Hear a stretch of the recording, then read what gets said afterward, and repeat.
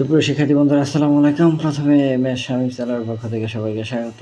আজ সপ্তম শ্রেণী 2026 সালের গণিত বইয়ের 162 এবং 66 পৃষ্ঠার সমাধান দেওয়া হলো, অর্থাৎ তথ্য উপাত্ত অধ্যায় 11 এর 165 এবং 66 পৃষ্ঠার সমাধান দেওয়া হলো। উদাহরণ 1, 165 পৃষ্ঠার উদাহরণ 1 হচ্ছে যে কোনো শহরে জানুয়ারি মাসের 31 দিনের তাপমাত্রা নিচে দেওয়া হলো ডিগ্রি সেলসিয়াসে আর কি।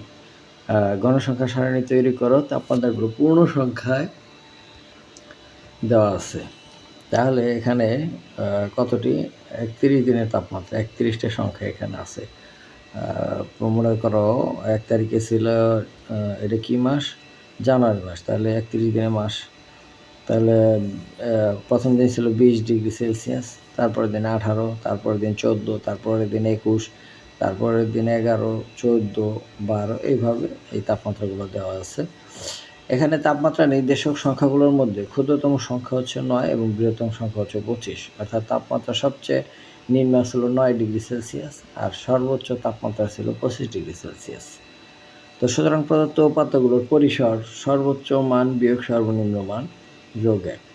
তাহলে 25 থেকে 9 গেলে 16 যোগ 1 17। তাহলে শ্রেণীব্যাপ্তি 5 এর জন্য শ্রেণী সংখ্যা ওই 17-রে 5 দিয়ে ভাগ দিলে আসে 3.4। 3.4 এর পরের পূর্ণ সংখ্যা হলো 4, 4 লিখতে হবে। অর্থাৎ 3.4 এর 3.5, 3.6, 3.7, 3.8, 3.9, তারপরে 4। এই পরবর্তী যে পূর্ণ সংখ্যা, এই সংখ্যাটা হচ্ছে 4। তাহলে শ্রেণী সংখ্যা হবে 4। এখন নিচে এখানে প্রদত্ত উপাত্তের গণসংখ্যা সারণী হলো তাপমাত্রার শ্রেণী, ট্যালি চিহ্ন, গণসংখ্যা। তাহলে এখানে 9 থেকে 13 সর্বনিম্ন ছিল 9, 9 থেকে 13 5 শ্রেণীব্যাপ্তি নিচ্ছে, শ্রেণীব্যাপ্তি অর্থাৎ 9, 10, 11, 12, 13, 5। তাহলে 9 থেকে 13-র মধ্যে আছে কত? 10টা। এগুলা কীভাবে বের করতে হবে? ট্যালি চিহ্ন দিয়ে। 20 আছে কোন ঘরে? এই যে এই ঘরে, দিলাম এখানে একটা টান। আবার 18 আছে কোন ঘরে? এই ঘরে, দিলাম টান। তারপরে 14 আছে কোন ঘরে? এই ঘরে, আরেকটা টান দিলাম। এভাবে করে ট্যালি চিহ্নগুলো বসায়, তারপর সংখ্যা বসাতে দেবে। এনে 5টা, এনে 5টা, 10টা। আর এনে 5টা, এনে 5টা, 10টা, আর 3টা, 13টা। আর এখানে 5টা, আর 2টা, 7টা, এখানে একটা। তাহলে টোটাল যোগ করলে হয় 31টি। এটাই হচ্ছে একটা সারণী। তো বলছে যে গণসংখ্যা সারণী তৈরি করো। সারণী মানে হচ্ছে এই ছক তৈরি করতে বলছে। এরপর একটা কাজ আছে যে একটি শ্রেণীর 30 জন করে শিক্ষার্থী নিয়ে একটি দল গঠন করো। প্রত্যেক দলের সদস্যদের উচ্চতা সেন্টিমিটারে পরিমাপ করো। প্রাপ্ত উপাত্তের গণসংখ্যা সারণী তৈরি করো। এটা শ্রেণীকক্ষে তোমরা নিজেরা প্র্যাকটিস করে নিবে, কারণ এর উচ্চতাগুলো তোমরা ওই যেখানে যেমন তাপমাত্রা লেখা আছে এভাবে লিখে নেবে। এরপর আছে 11.4 গণসংখ্যা আয়ত লেখো। কোনো পরিসংখ্যান যখন লেখচিত্রের মাধ্যমে উপস্থাপন করা হয় তখন তা বোঝা ও সিদ্ধান্ত নেওয়ার জন্য যেমন সহজ হয় তেমনি চিত্তাকর্ষকও হয়। এই প্রেক্ষাপটে পরিসংখ্যানের লেখচিত্রের মাধ্যমে গণসংখ্যা সারণী উপস্থাপন বহুল প্রচলিত পদ্ধতি। আয়তলেখ বা গণসংখ্যা আয়তলেখ হচ্ছে গণসংখ্যা সারণীর একটি লেখচিত্র। এখন গণসংখ্যা আয়তলেখ আঁকার জন্য নিচের ধাপগুলো অনুসরণ করতে হয়। প্রথমে সুবিধাজনক স্কেল একটি গণসংখ্যা সারণী শ্রেণী ব্যাপ্তি x অক্ষ বরাবর লেখা হয়। আর তারপর সুবিধাজনক স্কেলে y অক্ষ বরাবর গণসংখ্যার মান নেওয়া হয় এবং y আয়তের অক্ষের জন্য একই বা পৃথক সুবিধাজনক স্কেল নেওয়া হয়। তাহলে শ্রেণীব্যাপ্তিকে ভূমি আর গণসংখ্যা মানকে আয়তের উচ্চতা ধরে আয়তলেখ অঙ্কন করা হলো। অর্থাৎ এইভাবে এটা আর এটা, এইভাবে এটা x অক্ষ, এটা y অক্ষ। তো এই ভূমি এটাকে ধরা হয় হলো ভূমি, আর গণসংখ্যাকে ধরা হয় উচ্চতা। এইভাবে আয়তলেখ অঙ্কন করা হয়। এবার 166 পৃষ্ঠার উদাহরণ 2।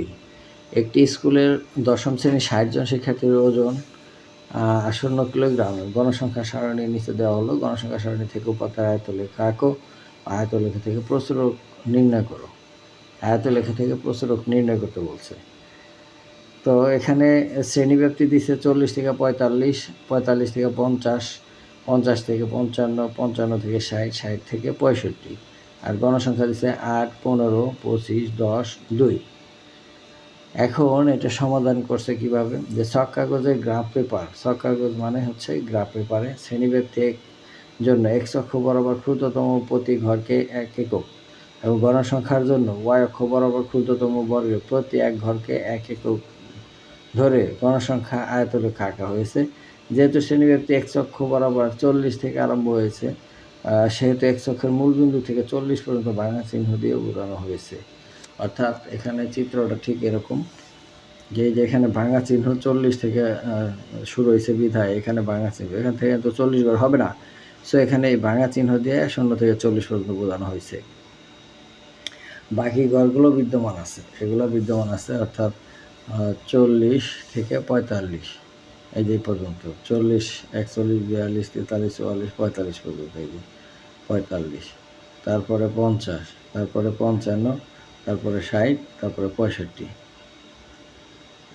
ঠিক আছে, তাহলে 40 থেকে 45-এর মধ্যে আছে কত, 8টা। তাহলে এদিকে উপর দিকে 8 ঘর গুনতে হবে। এই যে 1, 2, 3, 4, 5, 6, 7, 8, এই 8 ঘর। তারপরে এই 45 থেকে আছে 50 পর্যন্ত 15, মানে 8টা, 9টা, 10টা, 11, 12, 13, 14, 15, এই যে 15। তারপরে এটা আছে 25, এই যে এখানে 25 দিলাম এই পর্যন্ত। তারপরে শেষেরটা আছে হচ্ছে 10, এটা হচ্ছে 10, লাস্টেরটা আছে 2, এই যে 2। ঠিক আছে, এখন এই যে সর্বোচ্চ যে আয়তলেখাটা হয়েছে, এই আয়তলেখার কোণা থেকে এই বাম পাশের যে আয়তলেখা, এই কোণা পর্যন্ত দাগ টানবো, আবার এই কোণা থেকে এই আয়তলেখার কোণা পর্যন্ত সরাসরি দাগ টানবো। কাটার ফলে যে বিন্দুতে মিশবে ওইটাই হচ্ছে প্রসরক, এটাই হচ্ছে কত, প্রসরক। এখন এখানে কি লিখছে দেখি একটু, যে গণসংখ্যা প্রসরক 50 থেকে 55 শ্রেণীতে আছে, 50 থেকে 55 শ্রেণীতে আছে। তাহলে সুতরাং প্রসরক এই শ্রেণীতে বিদ্যমান। প্রসরক নির্ধারণ করার জন্য ওই আয়তলেখের উপরিভাগের কৌণিক বিন্দু দ্বয় থেকে দুটি আড়াআড়ি রেখাংশ আগের ও পরের আয়তের উপরিভাগের কৌণিক বিন্দুর সাথে সংযোগ করা হয়। এখন এদের ছেদবিন্দু থেকে সংশ্লিষ্ট ভূমির উপর লম্ব টানা হয়। লম্বটি এক্স অক্ষের যে বিন্দু মিলিত হয় তার সাংখ্যিক মানই হচ্ছে প্রসরক, আমি যেটা বলেছিলাম আগের মতো। তাই নির্ণয় প্রসরক হচ্ছে, এখানে মিলছে হলো এই দাগের মধ্যে, তাহলে কত, 52, নির্ণয় প্রসরক 52 কেজি। এবার 3 নম্বর উদাহরণ, যে কোনো বিদ্যালয়ের 10ম শ্রেণীতে অধ্যয়নরত 125 জন শিক্ষার্থী গণিত বিষয়ে প্রাপ্ত নম্বরের গণসংখ্যা বিশ্লেষণ সারণীর নিচে দেওয়া হলো, এই একটি আয়তলেখা আঁকা, আয়তলেখা থেকে প্রসরক আসন্ন মান নির্ণয় করো। তো এই ছকটা দিয়ে দিছে, তো ছকটা দেওয়ার পর আমরা এই যে এই গ্রাফটা,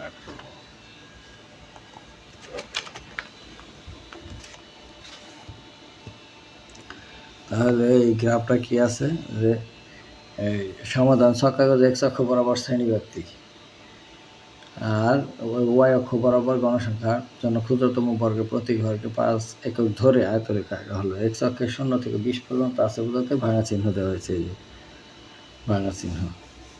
তাহলে এটা সে 20 থেকে 30, 20 থেকে 30, আর 30 থেকে 40, 40 থেকে 50, 50 থেকে 60, 70, 80, 90, 100 এই পর্যন্ত। তাহলে প্রথম আছে 5, এখানে 5, তারপরে 12, 10, 12, তারপরে 30, এই যে 30, তারপরে আছে হচ্ছে 40, এই 40 পর্যন্ত, তারপর আবার এই সাইডে 20, এই সাইডে 13, 3, 2 এরকম আছে। তো এখানে সর্বোচ্চ যেটা হয়েছে এইটার এই কোণা থেকে এই কোণা যোগ করবো, আবার এই কোণা থেকে এই কোণা, যে বিন্দুতে মিলবে এইটাই হচ্ছে বিন্দু। 50 আর 55 এখানে মিলবে আর কি। তাহলে এখানে চিত্রায়িত আয়তলেখা থেকে দেখা যায় বেশি সংখ্যক শিক্ষার্থী প্রাপ্ত নম্বর 50 ও 60-এর মধ্যে এবং ছেদ বিন্দু থেকে এক্স অক্ষের উপর লম্ব টানা হয়েছে। এর ব্যাপ্তি 50 থেকে 60-এর মধ্যে হয়, তাই শিক্ষার্থীদের প্রাপ্ত নম্বরের প্রচুরক হলো 54। তো শিক্ষার্থী বন্ধুরা, আজ এই পর্যন্তই। দেখা হবে পরবর্তী পৃষ্ঠার ভিডিও নিয়ে। সে পর্যন্ত সবাই সুস্থ থাকবে। ধন্যবাদ সবাইকে।